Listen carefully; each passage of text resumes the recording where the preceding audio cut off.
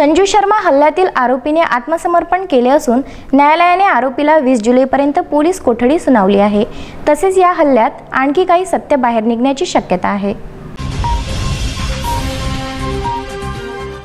दिनांक 6 जूनला जयस्तंभ चौकात असलेल्या गुजरात कांतीभवन संचालक संजय शर्मा यांच्यावर तीक्ष्ण हत्याराने हल्ला करण्यात आला होता। आरोपी सय्यद मेहरी उर्फ पिंटू याने रात्री 11 वाजताच्या दरम्यान शर्मावर अचानक केलेल्या हल्ल्याने शहरात सर्वत्र खळबळ उडाली होती। या हल्ल्यात संजय शर्माच्या हातावर पाठीवर तब्बल 105 टाके लागले होते। त्याच रात्री सिटी कोतवाली पोलिसांनी सय्यद मेहरीला ताब्यात घेऊन त्याला विचारपूस केली होती।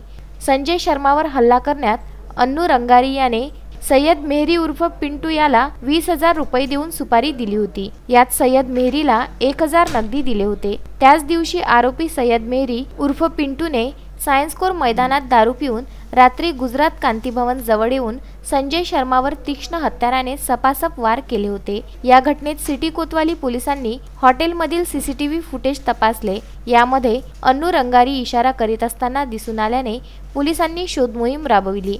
त्यात अन्नू रंगारी नागपूरला पसार झाला। शेवटी 17 जुलै शनिवारी आरोपी अन्नू रंगारीने स्वतः सकाळी सिटी कोतवाली पोलीस स्टेशनमध्ये जाऊन आत्मसमर्पण केले। त्याला पोलिसांनी न्यायालयात हजर केले असता त्याला न्यायालयाने 20 जुलैपर्यंत पोलीस कोठडी सुनावली आहे। त्याच्या पोलीस कोठडीमध्ये या हल्ल्यात आणखी सत्य बाहेर स्पष्ट होऊ शकते। Bureau report, Vidarbha news, Amravati.